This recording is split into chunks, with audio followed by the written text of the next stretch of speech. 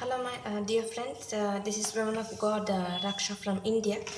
I've come here to say something informative today. It is not a sermon, but a small representation about what Jesus did on earth. It is just a briefing. I'm just going to brief you what Jesus did on earth, and from that briefing, I'm going to tell you what we must do being in this earth, taking Jesus as an example. So the heading of this briefing is what Jesus did in this earth while he was sent by God in flesh in this earth.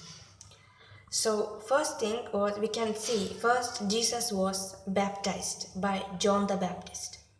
So what we understand by this, Jesus was baptized by John the Baptist. So whoever is watching this, whoever my friends, my dear friends, brothers and sisters and servants of God, apostles, evangelists, and all of you who are watching me, first, people who have not received Christ, receive Christ in your heart, accept him as your only Savior and as the Lord over your life.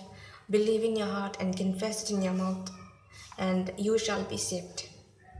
After getting saved, be baptized in water baptism in the name of Father, Son, and the Holy Spirit, and ask Holy Spirit to baptize you in the fire.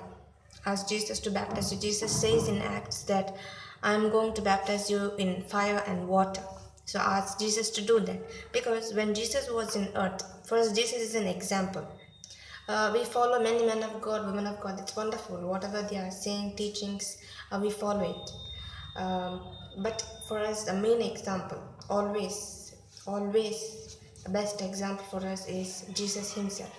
So first we have to baptize. We have to be baptized. Secondly, what Jesus did was He fasted 40 days and 40 nights, wherein He was tempted by the devil, and He overcame the temptation through His word, through the word of God.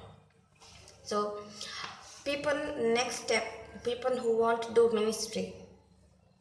I'm not saying do 40 days and 40 nights fasting as Jesus did, but go as per the leading of the Holy Spirit. As the Holy Spirit leads you to do fasting and to spend more time with Him, or maybe you can spend 1 day, 2 day as you like, but give a committed. What I'm trying to say is give a committed time for Jesus, for God, spend in His presence and get His revelations, and may your spirit be elevated more and more, and may your spirit become giant as you fast and pray, and as you spend intimate fellowship with God in fasting, in prayers. It must be committed. There shouldn't be any disturbance in between. You have to spend a long time, a lot of hours in the presence of God. Then, as he was spending time in fasting, we know from the Bible that he was tempted by the enemy. He was tempted, and he overcame the temptation to the word of God. And we, as Jesus, we also will be tempted in various areas of our lives. We must overcome it, and we will overcome through Jesus, because He overcame. We will also overcome through Jesus and through the word of God. And next, what Jesus did was Jesus started preaching. Once he got into the ministry, when God started using him, he started preaching. And what was he preaching always? He was always preaching. The first and foremost thing what he preached, or what Jesus preached in the Bible, was repent. The kingdom of God is near. So this is for all those appointed servants of God who are in the ministry.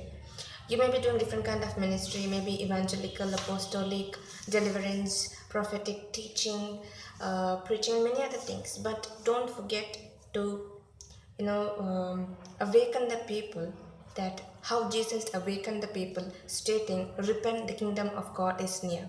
You may be in healing ministry. God might have given you healing gifts, and you may be doing a powerful healing ministry. You may be doing your ministry might have a lot of miracles. That's all well and good. Keep doing it. It's a power ministry. We need power ministry in end times, but at the same time, also awaken the people to repent, because the kingdom of God is near. The kingdom of heaven is near. Next, what Jesus did was, Jesus called the disciples and made them follow him. So we can see Jesus called the disciples.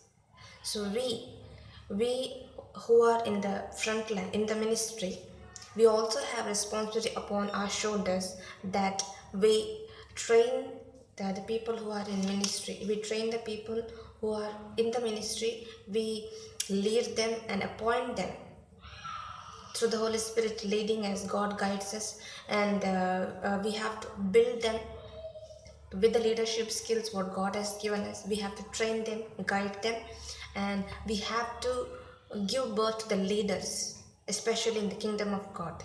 That's what Jesus did. He called the disciples and made them follow him. We have to help so many women of God and men of God who are in the ministry and guide for those people who require extraordinary guidance or specific special guidance. We have to help them, lead them, and also make them follow Jesus. Guidance is important. Some people who are doing startup ministry or who are also in the established ministry in certain area of things, they may be lacking certain knowledge and wisdom of God. Whatever God has given us, the knowledge and the wisdom, we have to share it to them. We have to help them. And we are learners still. We may be growing, but still we are learning a lot of things from the Bible. Lot of things about Jesus, about his knowledge, about his wisdom, and how is the ministry being done. So let us help everyone, and also we must raise the leaders. This is for the men of God and women of God who are in the established ministry. Make it a point to raise the leaders. You may win crores of souls. You may makes people get into the salvation through Jesus, through Holy Spirit himself. People might receive their salvation in your ministry, but also it's very important that at least raise, before you leave this earth and go back to Jesus, you should have at least raised 10 leaders or 5 leaders, 2 leaders. Raising leaders is very important, because next they will be bringing next generation to God. If leaders are not there, nobody will be there to work. Laborers will not be there. So we have to raise the leaders, as Jesus did. Jesus did this. 12 apostles, he taught them and made them follow him, and then he went to heaven. And these apostles, we can see Apostle Paul, John, Peter, how wonderful, marvelous, powerful work they did. If Jesus wouldn't raise them, this powerful works and this New Testament we couldn't have got today to read and learn.